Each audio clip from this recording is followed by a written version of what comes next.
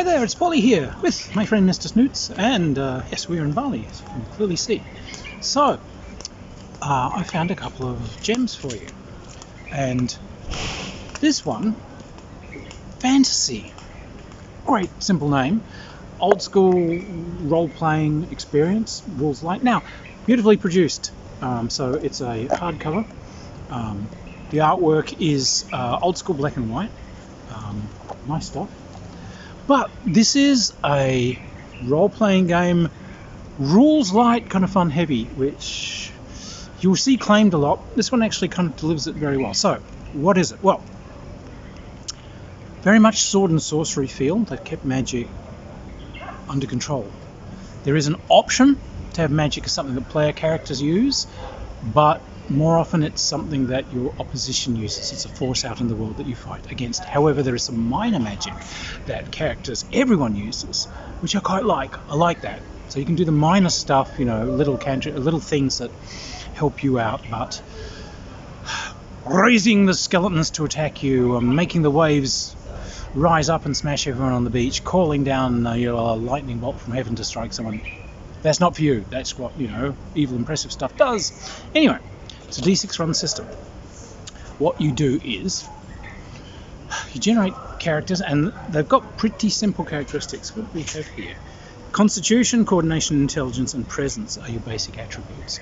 Split some points up in amongst them. Not that many. Like 1 is bad, 7 is completely ridiculously legendary. I think you can start off up to about 5. You've got a set number of characteristic points that you split between those. You also get hit points. Your hit points are based on your constitution, I believe. Yep, constitution plus 5. Then you get abilities. Now, you start off with these abilities, and they get you a bonus to number of dice that you roll under set situations. You might be a fabulous archer, you might be a great fencer, you might be a brawler, you might be or they might give you dice that add to general situations in very specific ways. So while anyone can basically look around and see if they get clues, if you're taking these kind of ranger-esque skills, or you can actually track, you can pull clues from clues within nature, like some broken blades of grass, some footprints and so on that other people would miss.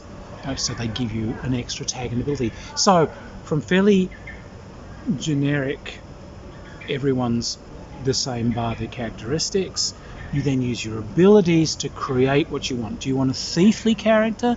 Right, start picking the ones that have got, maybe I'm going to be using my agility as my main defense.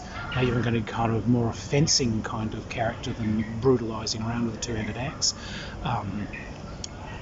And then choices for equipment are yours to make. They've kept the equipment pretty damn simple. You can have leather, or I think you've got leather, I think you've got mail, you might have plate mail as well.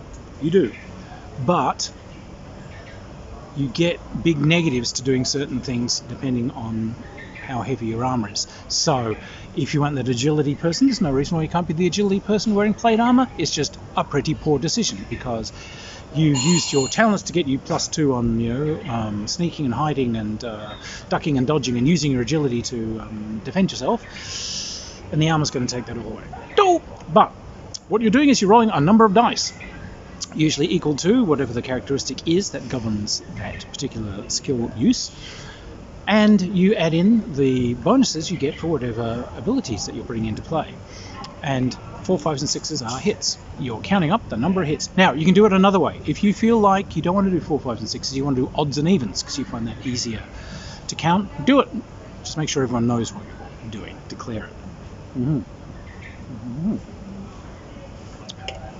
It's quite hot today. So, your dice are explosive dice. So any 6s, keep it and roll again. So you could potentially be rolling infinite dice here.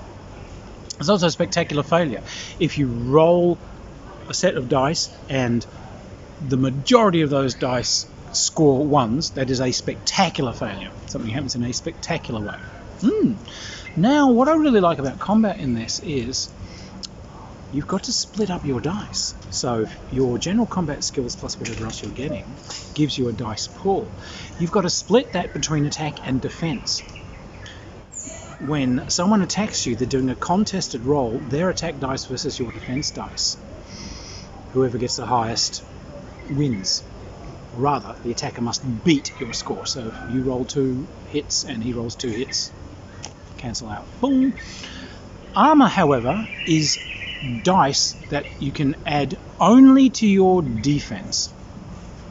So that leather armor adds 1 dice only to your defense, so you don't have to split as much. And also, that number of dice is also the amount of damage that's absorbed when you take a hit. All weapons do the same base damage. They do a d6, but every weapon is scored for an extra number, and 1, 2, 3, 4, 5. That also adds to the damage. So, a dagger might be a level 1 weapon, so it's going to roll a d6 plus 1. But it can also add that number of dice to your offense roll. So your attack and defense, you're taking dice for your weapons and armor and adding it into them as well. And the shields, again, I think shields give you about 3 dice. So you can do that traditional thing where, fine, Celtic style warrior, fuck 'em. Yep. Shield's my main defense. I'm staying really dexterous. I'm taking all the agility, jump around kind of defense. But yeah, I've got the shield. 3 dice, baby. Where? So, wait. You mean the way warriors actually fought through 99.999% of human history actually works? Yeah, it does in this.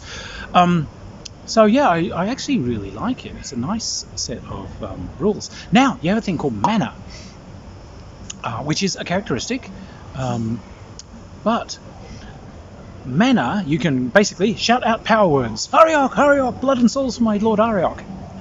This kind of stuff is seen in every cool sword and sorcery book you've ever come across. You can shout out a power word when you're doing any given action, and it gets you an extra dice. You can only shout, it costs you a mana point to shout one out, and you can do that to try and do extra damage, or you can do that to add extra dice to attack or defense, or to a ability, but costs you a mana every time you do it. But if you ever spend your last mana point, your character is down. Your spirit is essentially gone. You're basically kind of catatonic and shock. It might take you a very long time to recover. So use that resource well. And of course, there may be things out there that drain mana from you. So nice, very nice. So this is, like you can see, it's a really good system. You can use this kind of plasticity to make the adventure you want to play. So if you wanted someone that was really heavy on using all these kind of power word things, obviously you pour a lot of stuff into mana. If you want your butch hyper fighter, okay, max out the big heavy weapon skills, get yourself your heavy armor. You want to be that kind of agile warrior. You want to be the thief. You want to be the ranger. You want to be the scholar. You want to be the sage. You want to be the jester, the merrymaker, the Robin Hood. You can do it all. Very simple tools. They do have some rules in here for magic with a list of spells and so on. If you want, they're very clear that this is in the Dungeon Master section. If you choose, you can make this a character thing. So, really simple. Character improvement, it's all in there. You can increase your characteristics. And again, they've said, here are some base scales for how much improvement you want your people to get, and how swiftly you want them to get it. What works for you? Do you want a swift snowball to glory? Do you want them working hard for it? Here's the sliding scale of how you implement that. Love it. Lots of advice here on being a games master. So I think this is not only a game, obviously, for people who want a nostalgic, old school thing. They've kept it very clear and very pure for those of you who are looking for a good sword and sorcery system, basically, is what they're trying to do.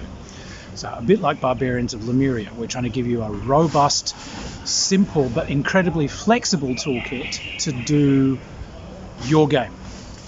So again, very well done. They have a list of monsters and creatures in here. Not the usual suspects. They've got, lizard men, and they got knights. They got orcs with boars' faces. Go, baby. they've also got some really interesting monsters that I've seen nowhere else.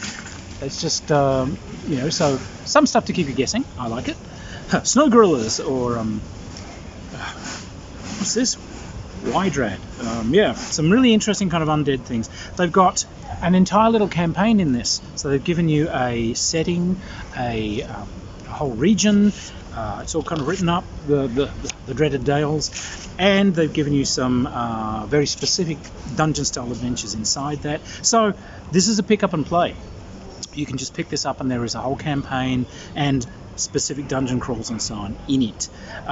There's option sections in the back for different humanoid races, should you desire, if you want to move away from that kind of Conan-esque thing. But look, if you wanted to do, Warriors of Barsoom or Conan or Elric, any of that, this will do it. It's relatively cheap. It's not, like I said, you can see there's not that many rules to it. It just gives you that really good toolbox for doing whatever the hell you want to do. I like it. I think it's good work. I really do. And again, it might have flown well under your radar. If you want a set of fancy rules that let you create the characters you want, massage them in the way that you want to get the hero you want, and in a set of rules that have that excitement. The exploding dice idea is always kind of cool because, yay, 2 6s, keep going. You can add, so sometimes you can achieve incredible things through luck, but also it does have that resource management from the mana points. I think it's good work. So, fantasy, old school gaming. It's based on a Swedish game, so it's from a very early Swedish game. Again, they've changed the system, so this is not Drakar et Demona, but it is inspired by Drakar et Demona. That's where this has come from, and that's the tradition this is in. So it's not D&D rehashed. It is its own thing. Very, very, very well worth you getting hold of this and taking a look. It's hidden on the Modophius website, where I found it. It's a winner. So anyway, Mr. Snoots Brews, this thing's fun. I've run it for some people. It was great. Anyway, we will catch you guys soon. We are still exploring strange places. These guys with the giant stone clubs are here to stop any evil spirits getting through that door there. It has worked so far. I have not seen a single evil spirit go through the door. So there we go. But for some reason I can't get through. Anyway, we'll keep exploring this wacky place, and I will see you guys anon. Okay, bye everyone. Bye bye.